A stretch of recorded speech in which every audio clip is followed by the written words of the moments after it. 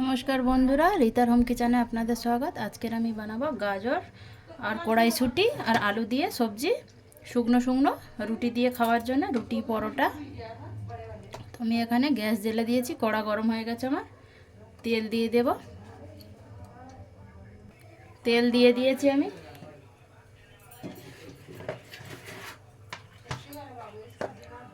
एकटु गोटा जिरे दिए देब 1 चामच।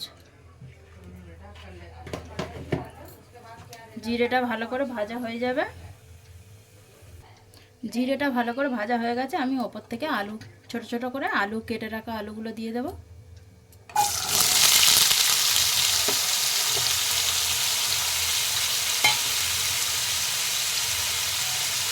আর দিয়ে দেবো আমি ওপর থেকে ছোট ছোট করে একটা কাঁচা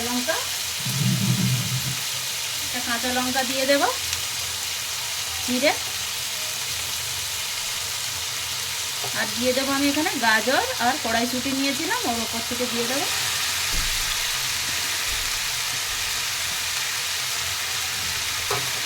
ভালো করে মিশিয়ে নেব। গ্যাসটা জোরে থাকবে একটু।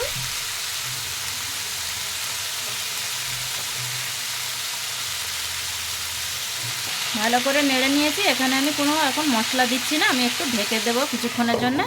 এখানে জল বেরিয়েছে, একটু জলটা শুকিয়ে যাবে, তারপর আমি এখানে মশলা অ্যাড করব। ঢাকাটা খুলে দেখে নেব।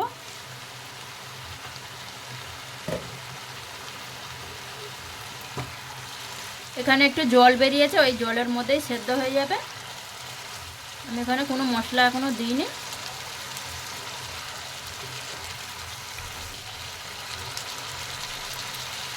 আর একটু খোলা আছে, আমি ভালো করে সেদ্ধ করে নেব। এবার আমি ওর মধ্যে মশলা অ্যাড করব। লবণ দিয়ে দেব,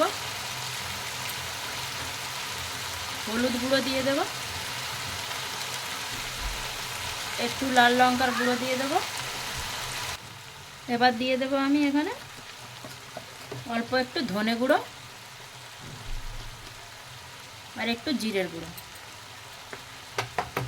দিয়ে সব মশলাগুলোকে ভালো করে সবজির সাথে মিলিয়ে নেব।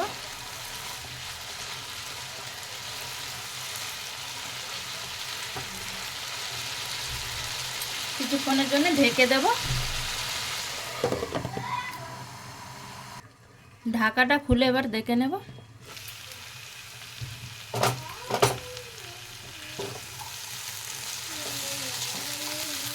হয়ে এসছে, এখানে গাজর মটর আলু সেদ্ধ হয়ে যাচ্ছে। আলু একদম পেকে গেছে, আরও একটু কিছুক্ষণের জন্য হবে। এখানে আমি জল ব্যবহার করিনি, ওই জলেতেই সেদ্ধ হয়ে যাবে, ওইতে ঢেকে দিলে আর একটু কিছুক্ষণের জন্য ঢেকে দেব। এবার ঢাকাটা খুলে দেখে নেব, একদম হয়ে গেছে।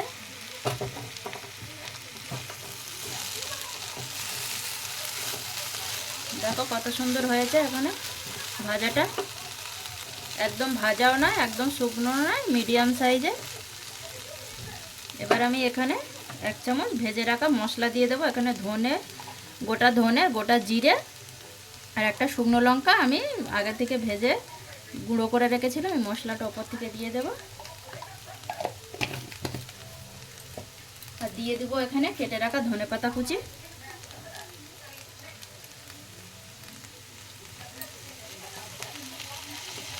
আর ওপর থেকে একটু ঘি দিয়ে দেব। এই নিরামিষি সবজিটা তো একটু ঘি দিলে ভালো লাগবে খেতে রুটি পরোটার সাথে। সবগুলোকে মিশিয়ে নেব ভালো করে। আপনারা চাইলে একটু চিনিও দিতে পারেন, কিন্তু আমি এখানে চিনি দিইনি, গাজরটা মিষ্টি আছে ওই জন্য চিনি এখানে অ্যাড করিনি।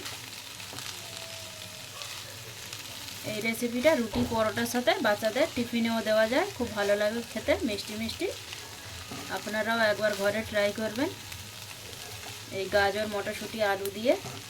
এর মধ্যে আপনারা আরও সবজি অ্যাড করতে পারেন, ফুলকপি দিতে পারেন। তো এখানে আমাদের গাজর মটরশুঁটি ভাজা হয়ে গেছে। বন্ধুরা আপনাদের কেরম লাগলো কমেন্ট করবেন, শেয়ার করবেন। ধন্যবাদ।